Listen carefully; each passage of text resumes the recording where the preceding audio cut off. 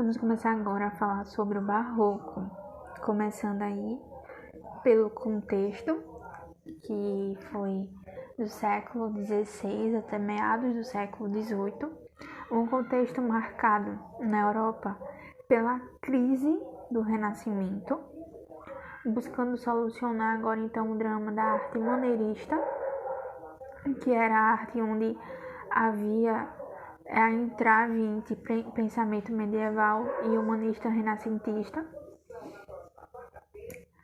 Há também a questão do teocêntrico versus antropocêntrico. Então começava um confronto de tudo. O que antes era a crise da igreja, agora se tornou a crise também do renascimento.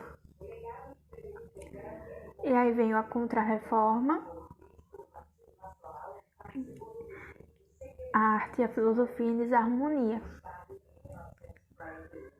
A gente teve a Reforma Protestante e agora, com esses embates, veio também a Contra-Reforma, que é a reação da Igreja Católica à sua perda de poder, às críticas que eram feitas a ela. E aí também nesse período a gente percebe a arte e a filosofia se desentendendo. Enquanto no Brasil, a gente vive uma economia baseada na cana-de-açúcar,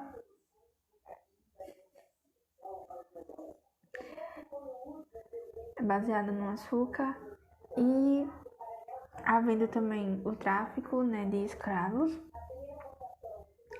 E a Espanha apoderava-se do Brasil nesse momento. Havia também a invasão dos holandeses, a campanha das Índias Ocidental, Portugal retomando, os quilombos se formando e um clima de pessimismo também no Brasil. Tendo então como característica das obras do Barroco a forte influência do Rococó, que era uma perspectiva voltada à religião.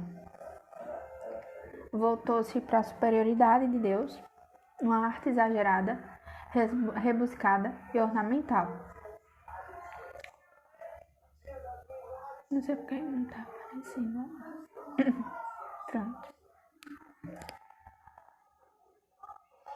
Então, só retomando, na Europa havia os embates para tentar solucionar a arte maneirista, que era a arte de maneirar, tipo, ter de um lado o pensamento medieval, o outro humanista, de um lado teocêntrico, do outro antropocêntrico. Aí veio a Contra-Reforma e veio a arte e a filosofia em desarmonia. Isso aqui é o contexto. É a cana-de-açúcar, é Espanha, é invasão, é campanha, é Portugal, é quilombo, é clima de pessimismo. E nesse clima de pessimismo, a igreja volta a ter uma certa superioridade, a falar sobre a superioridade de Deus. E aí as igrejas do Barroco, elas eram extravagantes, tipo, era ouro, era muito desenho, enfim, era uma forma de mostrar o poder da igreja, com a arte exagerada, rebuscada, ornamental, mas isso não se resumia somente à questão da igreja. A arte barroca, no geral, tinha esses pontos como características, principalmente na parte escrita. A complexidade, o exagero, o rebuscamento vinha com o uso de muitas figuras de linguagem, como metáfora, hipérbole, hipérbato. Havia também o conceptismo, que era o jogo sofisticado de ideias, de conceitos, a valorização do conteúdo. E havia também, além do conceptismo, o cultismo, que era o jogo de palavras para valorizar também a forma.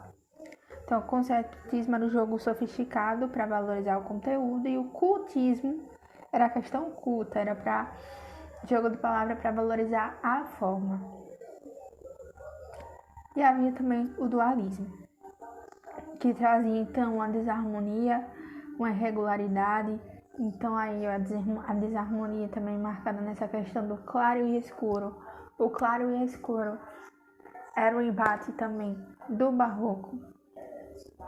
Tentou conciliar o teocentrismo e o antropocentrismo, já que no seu contexto havia uma desavença entre, mas apenas tentou, não deu certo. Nesse momento tínhamos também a arte das diabéticas ou da contra-reforma, porque também no seu contexto estava acontecendo a contra-reforma. Buscava, através dos símbolos divinos, estabelecer solução para o conflito maneirista.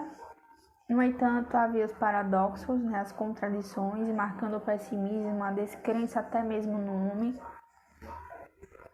E aí acabou que a igreja, o divino, foi...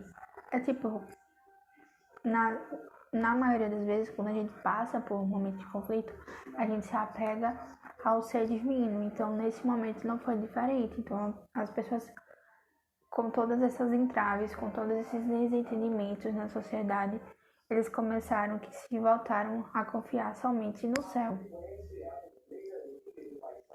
Passagem do tempo, vida efêmera. Então, a questão do pessimismo, né? Que o tempo passa rápido, que a vida passa rápido. Aí tem o carpe diem. Já que passa tão rápido, aproveite o dia. O pecado era o que fornecia o prazer. E o desejo trazia a sensação de culpa. Na arquitetura, mais uma vez a gente percebe os ornamentos, a complexidade, como uma forma de demonstrar nas obras uma força que a população estava precisando encontrar. Então, os arcos são as formas, as cápsulas, a abundância de decoração. Como representantes temos Caravaggio, com a xilogravura, com claro e escuro, rompendo com a simetria e com o plano de fundo.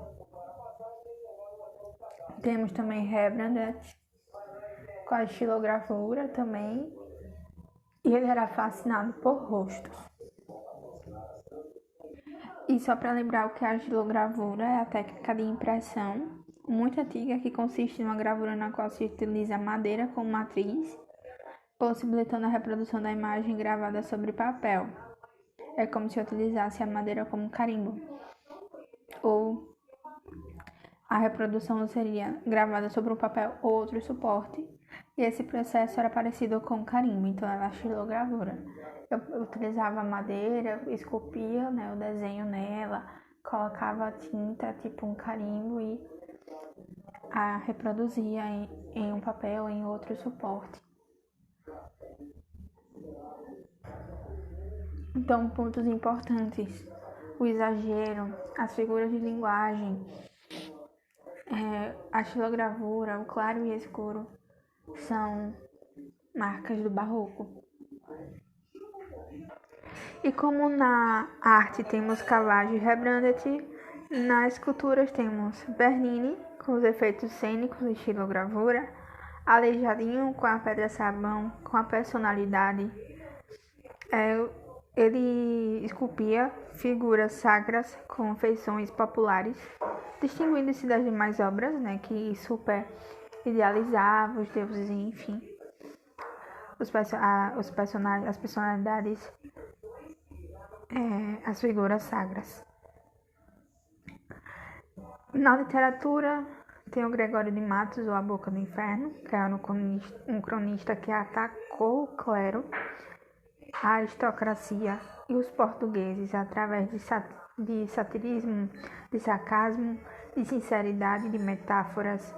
Trazia um moralismo, uma fugacidade, uma transcendência de vida e morte, religiosidade, buscando humanização e perdão, amor lírico, soneto, mulher como pecado, idealização, satisfação.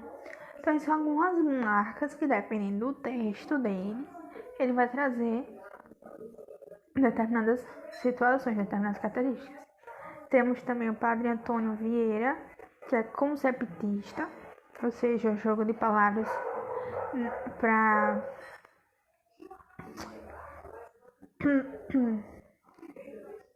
jogo de palavras para valorizar o conteúdo.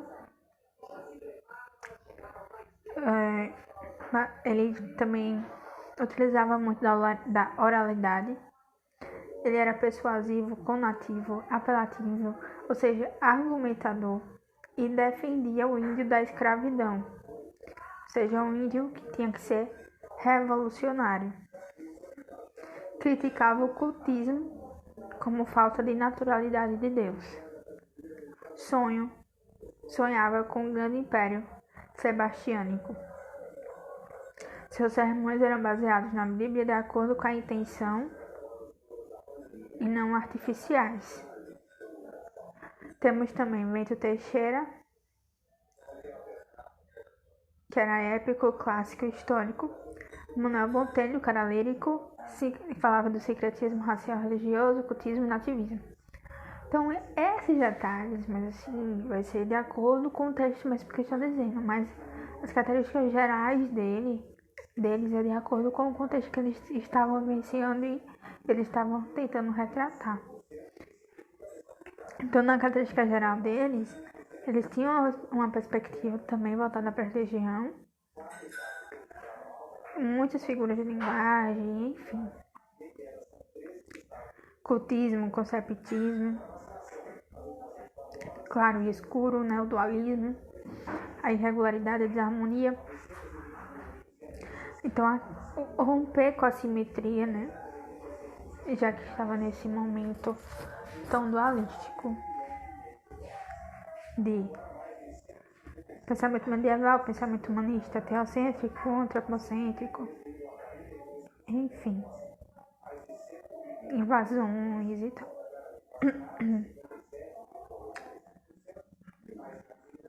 E aqui finalizamos o Barroco.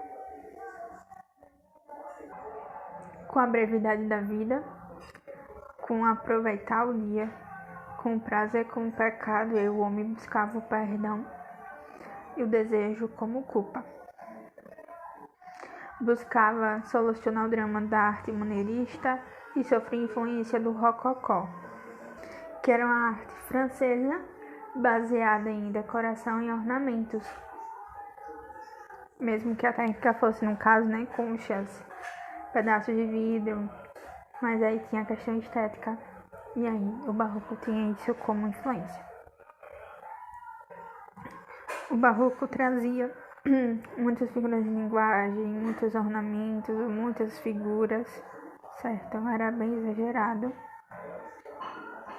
para tentar demonstrar as forças das coisas diante do pessimismo do contexto social.